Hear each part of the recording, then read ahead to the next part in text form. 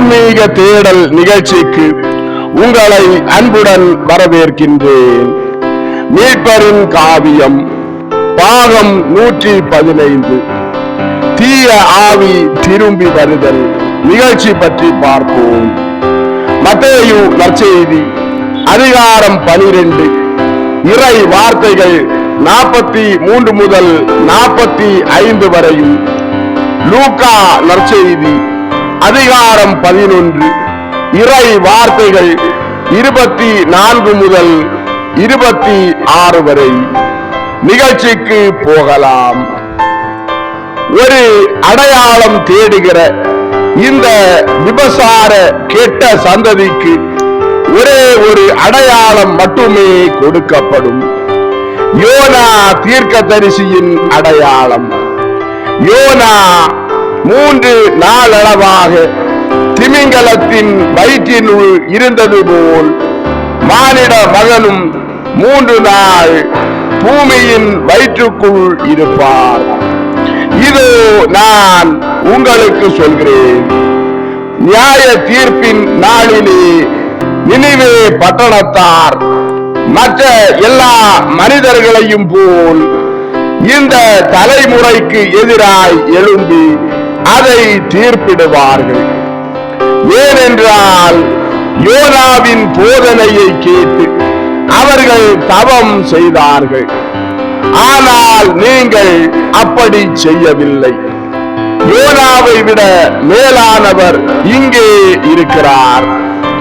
ஆகவே தென் திசை அரசி உங்களுக்கு எதிராய் எழும்பி நின்று உங்களுக்கு தீர்ப்பிடுவாள். ஏனென்றால் அவள் பூமியின் கோடிகளிலிருந்து சாலமோனின் ஞானத்தை கேட்க வந்தாள். இங்கோ சாலமோனிலும் மேலானவர் இருக்கிறார் என்றார்.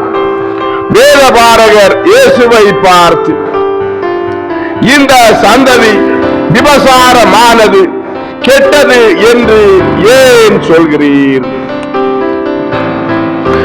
இது மற்றவற்றை விட மோசமானதல்ல. மற்றவற்றில் இருக்கிற அதே புனிதர்கள் இதிலேயும் இருக்கிறார்கள். இஸ்ராயேலின் கட்டுக்கோப்பு மாறிவிடவில்லை. நீர் எங்களை நோக செய்கிறீர் என்றார்.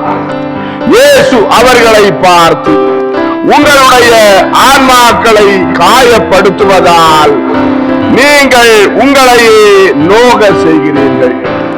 ஏனென்றால் அவைகளை சத்தியத்திலிருந்து அகற்றுவதோடு அதனால் இரட்சணியத்திற்கும் புறம்பாக்குகிறீர்கள். அப்படி இருப்பதாலும் உங்களுக்கு நான் பதிலளிக்கிறேன். இந்த சந்ததியானது ஆடை அணிகளிலும் வெளி தோற்றத்திலும் தான் புனிதமாய் இருக்கிறது, அகத்தில் இது புனிதமாய் இல்லை. இஸ்ராயேலில் அதே பெயர்களுக்கு அதே அர்த்தம்தான், ஆனால் உண்மையான பொருளாக ஒன்றுமில்லை. அதே பழக்க வழக்கங்களும் உடுப்புகளும் சடங்குகளுமே இருக்கின்றன, ஆனால் அவற்றின் கருத்து பொருள் இருப்பதில்லை. நீங்கள் இயற்கைக்கு மேலான ஞான திருமண தெய்வீக நீதியுடன் கொள்ள மறுத்துவிட்டு இன்னொரு விபசார ஒன்றிப்பில் சாத்தானின் சட்டத்துடன் திருமணம் செய்து கொண்டதினால் நீங்கள் விபசாரர்கள் ஆனீர்கள். நீங்கள் ஒரு பலவீன அங்கத்தில் தான் விருத்த சேதனம் பெற்றீர்கள். உங்கள் இருதயங்கள் விருத்த சேதனம் பெறவில்லை. நீங்கள் கெட்டு போனவர்கள். ஏனென்றால் தீயவனுக்கு உங்களையே விற்று விட்டீர்கள். நான் கூறி முடித்து விட்டேன் என்றார்.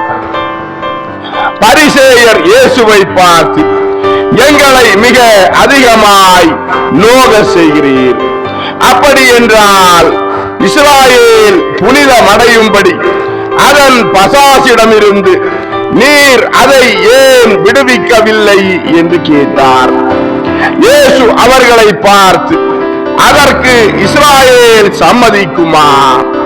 சம்மதிக்காது. பசாசிடமிருந்து விடுவிக்கப்பட இங்கு வருகிற எளிய மக்கள் சம்மதிக்கிறார்கள். ஏனென்றால் பசாசு அவர்களுக்கு ஒரு பாரமாகவும் வெட்கமாகவும் இருக்கிறது. ஆனால் நீங்கள் அப்படி உணரவில்லை. நீங்கள் விடுவிக்கப்பட்டாலும் அதில் பயனில்லை. ஏனென்றால் நீங்கள் அதிலிருந்து விடுவிக்கப்பட ஆவல் கொள்ளவில்லை. ஆதலால் மறுபடியும் உடனே பற்றி கொள்ளப்படுவீர்கள், அதுவும் கூடுதல் வலிமையுடன். ஏனெனில் ஒரு அசுத்த அரூபி ஒரு மனிதனை விட்டு வெளியேறும் போது அது வறண்ட நிலங்களில் ஓய்வதற்கு ஒரு இடம் தேடி அலைகிறது. அது கிடைப்பதில்லை. அந்த நிலம் தூள பொருள் நிலையில் வறண்டதல்ல என்பதை கவனிக்க வேண்டும். அது வறண்டிருப்பது அதற்கு எதிராய் இருப்பதால் தான். வறண்ட நிலம் விதைக்கு எதிராய் இருப்பது போல அப்போது பசாசு சொல்கிறது, நான் துரத்தப்பட்ட வீட்டிற்கே திரும்பி போகிறேன். அவனுடைய விருப்பத்திற்கு எதிராகவும் கட்டாயப்படுத்தியும் தான் நான் வெளியேற்றப்பட்டேன். அவன் என்னை வரவேற்பான், என்னை ஓய்வெடுக்க விடுவான் என்பது நிச்சயம். அப்படியே பசாசு தான் பற்றி இருந்தவனிடம் திரும்பி செல்கிறது. பல தடவைகளிலும் அவன் தன்னை ஏற்றுக்கொள்ள தயாராய் இருப்பதை காண்கிறது. எப்படி என்றால், இதோ நான் உங்களுக்கு சொல்கிறேன், அந்த மனிதன் கடவுளை விரும்புவதை விட சாத்தான் மேல் அதிக நினைவாய் இருக்கிறான். சாத்தான் தன் உடலிற்கு கஷ்டம் தராதிருந்தால் தான் பசாசால் பீடித்திருப்பதை பற்றி அவன் முறையீடு சொல்வதில்லை. அப்போது பசாசு திரும்ப வருகிறது.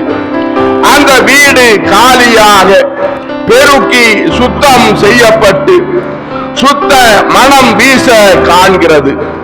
ஆகவே பசாசு அந்த வீட்டை இழந்துவிட மனமில்லாமல் போய் தன்னோடு வேறு 7 தன்னை விட தீமையுள்ள அரூபிகளை சேர்த்துக் கொள்கிறது. வந்து வீட்டிற்குள் புகுந்து அவைகள் எல்லாம் அங்கு குடியிருக்கின்றன. ஒரு தடவை மனம் திரும்பி 2ஆம் தடவை கெட்டு போயிருக்கிற ஒரு மனிதனுடைய தற்போதைய நிலை முன்பு இருந்ததை விட அதிக கேடாகி இருக்கிறது. ஏனென்றால் அம்மனிதன் சாத்தானை எந்த அளவிற்கு நேசிக்கிறான் என்றும் கடவுளுக்கு எவ்வளவு நன்றி கெட்டவனாய் இருக்கிறான் என்றும் பசாசு இப்பொழுது சரியாக அறிந்து கொண்டது. கடவுளும் தன் வரப்பிரசாதங்களை மிதிக்கும் இடத்திற்கு மறுபடியும் போக மாட்டார். பேய் பிடித்திருப்பதின் அனுபவத்தை ஒரு தடவை கண்ட பிறகும் அதைவிட பெரிய பேய் பிடித்தலுக்கு தங்கள் கரங்களை விரித்து ஏற்கிற இடத்திற்கு அவர் போக மாட்டார். உயிரை கொல்லும் காச நோயில் மறுபடியும் விழுவதை விட சாத்தான் உறவில் திரும்பவும் விழுவது அதிக கேடானது. அது திருந்தாது, குணம் பெறாது. இதுவே இந்த தலைமுறைக்கும் பொருந்துவதாகும். அது ஸ்நாபகரால் மனம் திருப்பப்பட்டிருந்த போதிலும் பாவத்துக்கு திரும்பி செல்ல விரும்பியது. காரணம், அது தீயோனை நேசிக்கிறது, என்னை நேசிக்கவில்லை. அன்பார்ந்தவர்களே, ஆன்மீக தேடல் மீட்பரின் காவியம் பாகம் 115 தீய ஆவி திரும்பி வருதல் நிகழ்ச்சி இதோடு நிறைவடைந்தது. அடுத்த நிகழ்ச்சியில் உங்களை சந்திக்கும் வரை உங்களிடமிருந்து விடைபெறும் உங்கள் ஜான் பிரிட்டோ. ஆன்மீக தேடல் தொடரும். நன்றி.